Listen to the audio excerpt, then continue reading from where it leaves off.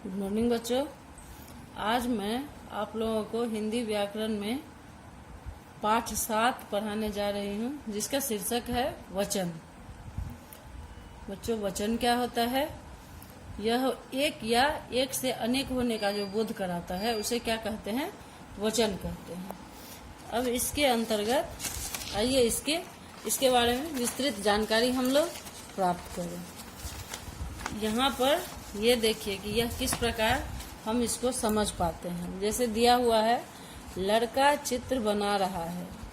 यहाँ पर सिर्फ और सिर्फ एक लड़के का बोध हो रहा है कि लड़का चित्र बना रहा है। यहाँ एक ही लड़का है, लेकिन फिर अगर यह लड़के चित्र बना रहे हैं तो यहाँ पर यह क्या हो गया? यहाँ एक से ज्यादा अधिक लड़के हैं तो यह क्या हो गया? यह एक वचन में हो गया, लड़का चित्र बना रहा है, और यह बहुवचन में हो गया, लड़के चित्र बना रहे हैं। लड़की नाच रही है, लड़कियां नाच रही है, यानी यह एक वचन है और यह क्या है? यह बहुवचन है। फूल पर तितली है, फूलों पर तितलियां हैं। तो यानी अब हम लोग यहाँ इस बात के तो हम लोग समझ ही गए हैं कि वचन दो प्रकार के होते हैं, एक वचन और बहुवचन। वैसे बच्चों, जब हम इंग्लिश ग्रामर पढ़ते हैं तो उसमें वचन को 3 प्रकार से उसका डिवाइड किया गया है, उसको बांटा गया है, सिंगुलर, प्लूरल और प्लूरल। लेकिन संस्कृत भाषा एक ऐसी व्याकरण होती है, संस्कृत ग्रामर, जिसमें कि 3 हो गया है, एक वचन, द्विवचन और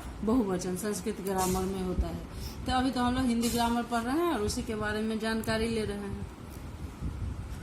कॉलम में वाक्यों में रेखांकित शब्द एक संख्या के बारे में बता रहे हैं। जैसा कि अभी हमने आपको पहले ही बता दिया कि यहाँ लड़का जो अंडरलाइन किया हुआ है, वह रेखांकित शब्द जो है वह क्या है? चित्र बना रहा है। लड़का चित्र बना रहा है तो यह क्या हो गया? यह एक संख्या के बारे में बता रहा है, और लड़के चित्र बना रहे हैं, यानी यह बहुवचन हो गया है। कॉलम में वाक्यों में रेखांकित शब्द एक से अधिक संख्या के बारे में बता रहे हैं, यानी लड़की नाच रही है और लड़कियां नाच रही है। तो यहाँ पर क्या हुआ? ये लड़की एक वचन हो गया और लड़कियां नाच रही है, ये बहुवचन हो गया। फूल पर तितली है, यानी एक ही फूल पर और एक ही तितली है। लेकिन जब यह बहुवचन में हुआ तो यहाँ पर एक से अनेक का बोध हो रहा है, तो फूलों पर तितलियां हैं, यानी बहुत सारे वहाँ फूल भी हैं और उस पर बहुत सारी तितलियां भी वहाँ बैठी हुई है। तो हम लोग यह तो देख ही लिया हम लोग कि एक वचन और बहुवचन क्या होता है। वैसे इसको हम मगर परिभाषित किए हुए हमने अपने शब्दों में कहा कि एक या वो शब्द एक या अनेक से होने का जो पता चलता है, शब्द का जिस रूप से एक या अनेक होने का पता चलता है, उन्हें क्या कहते हैं? वचन कहते हैं। अब हिंदी में वचन के 2 भेद होते हैं, एक वचन तथा बहुवचन। वचन के भेद जो हैं एक वचन और बहुवचन। शब्द के जिस रूप से व्यक्ति या वस्तु के एक होने का ज्ञात होता है उसे एक वचन कहते हैं। जैसे तिथि, आँख, वस्तु, बच्चा, कलम, छाता आदि। इसको फिर से एक बार हम लोग जानकारी इसके बारे में लें कि शब्द के जिस रूप से व्यक्ति या वस्तु के एक होने का ज्ञान होता है उसे एक वचन कहते हैं। जैसे तिथि, यानी तिथि तो बहुत सारा होता है, उसमें होता है तिथियों के नाम जो होते हैं, तो उसमें होता है प्रथमा, द्वितीया, तृतीया। लेकिन यहाँ पर तिथि हो गया तो सबका भाव जो है वह एक ही हो गया, तिथि।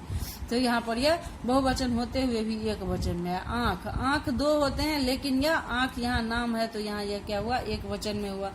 वस्तु में कुछ भी हो सकता है, बहुत सारा भी हो सकता है और एक भी हो सकता है। बच्चा, बहुत सारा बच्चा भी हो सकता है और एक बच्चा भी हो सकता है। कलम, बहुत सारा कलम भी हो सकता है और एक कलम भी हो सकता है। छाता, बहुत सारा छाता हो सकता है और बहुत एक भी हो सकता है। तो यह क्या होता है? यह एक वचन में है। बहुवचन शब्द के जिस रूप से व्यक्ति या वस्तु के अनेक होने का ज्ञान होता है उसे क्या कहते हैं? उसे बहुवचन कहते हैं। जैसे तिथियां, आँखें, वस्तुएं, बच्चे, कलम, छाते आदि। तो यहाँ पर हमने देखा वह एक वचन में था और यहाँ पर यह क्या हो गया? यह बहुवचन में। फिर यह शब्द यहाँ पर जैसे एकार लगाने से, य के ऊपर अनुस्वार आने से, आँख के ऊपर अनुस्वार आने से, यहाँ चांद बिंदु आया तिथियां में, वस्तुएं एक के ऊपर आए चांद बिंदु आने से, बच्चे यहाँ एकार की मात्रा लगाने से, तो यहाँ पर क्या हो गया? यही बहुवचन हो गया। अब वचन की पहचान किस प्रकार हम लोग करेंगे उसको देखते हैं हम लोग। कि किसी व्यक्ति को आदर देने के लिए बहुवचन का प्रयोग होता है। जैसे प्राचार्य ने हस्ताक्षर कर दिए। अब यहाँ प्राचार्य एक ही है, लेकिन उन्हें आदर पूर्वक उनका नाम लिया जाता है, उनके लिए संबोधन किया जाता है।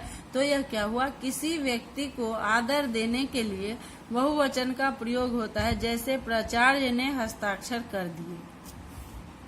कुछ शब्दों का प्रयोग सदैव बहुवचन में होता है। जैसे प्राण, लोग, हस्ताक्षर, केस, आंसू, दर्शन आदि।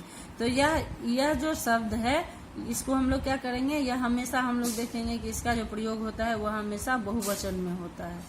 समूहवाचक शब्दों के लिए, अब समूहवाचक शब्द में तो हम लोग जानते ही हैं कि समूह जो होता है वह बहुत सारा एक और एक से अधिक संख्या वाला जो होता है तो वह समूह हो जाता है। जैसे संस्था, अब कोई संस्था चलता है, जैसे ऑर्गेनाइजेशन, इसको इंग्लिश में बोलते हैं ऑर्गेनाइजेशन, तो वहाँ पर एक ही कोई काम नहीं करता है, यहाँ पर बहुत सारा संस्था मिल करके, यानी यहाँ बहुत सारे लोगों के द्वारा किया गया एक काम होता है जिसके अंतर्गत की बहुत सारी कामों का संचालन होता है, तो उसे संस्था कहते हैं। और संस्था में क्या होता है, जैसे अनाथ आश्रम हुआ, जैसे वृद्धाश्रम हुआ, तो यह सब क्या होता है, जो इसका संचालन करता है तो उसका नाम दिया जाता है संस्था।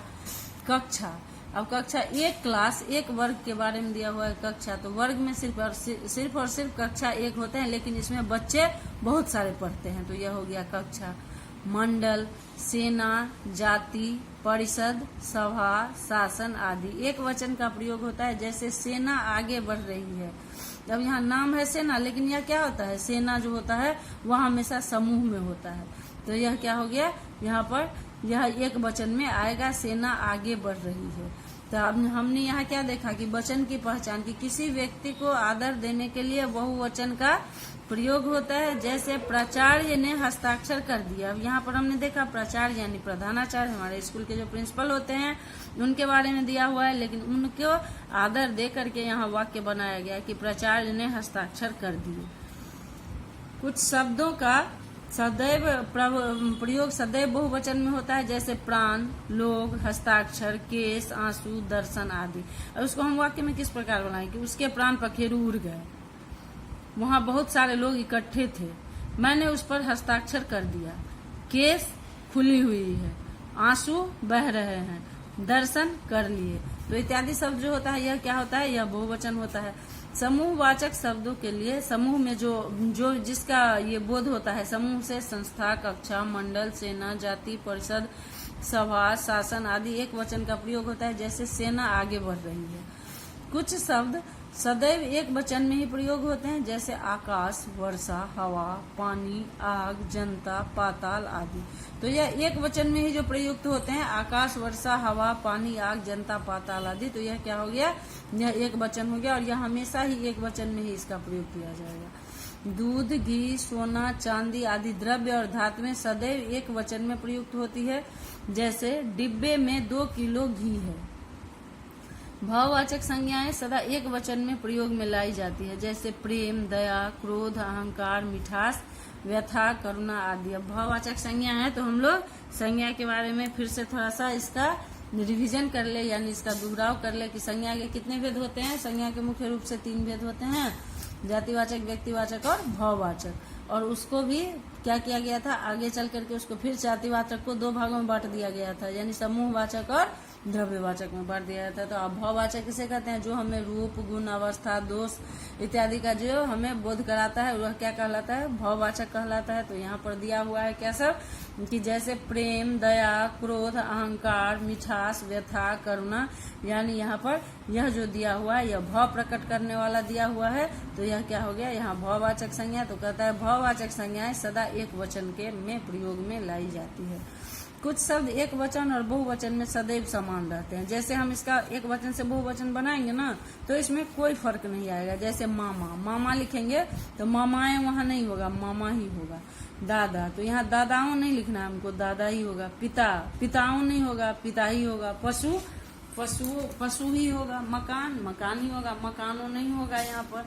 तो हमने देखा कि कुछ शब्द एक वचन और बहुवचन में सदैव समान रहते हैं। तो यह हम अभी हम लोग देख रहे हैं कि वचन में हम लोगों ने इसकी जानकारी ली कि एक वचन क्या होता है, बहुवचन क्या होता है। शब्द के वह रूप जिससे कि एक या अनेक होने का बोध होता है उसे क्या कहते हैं, वचन कहते हैं। वचन के दो भेद होते हैं, एक वचन और बहुवचन। अब अगले वीडियो में हम आपको बताते हैं कि वचन के परिवर्तन के नियम क्या हैं।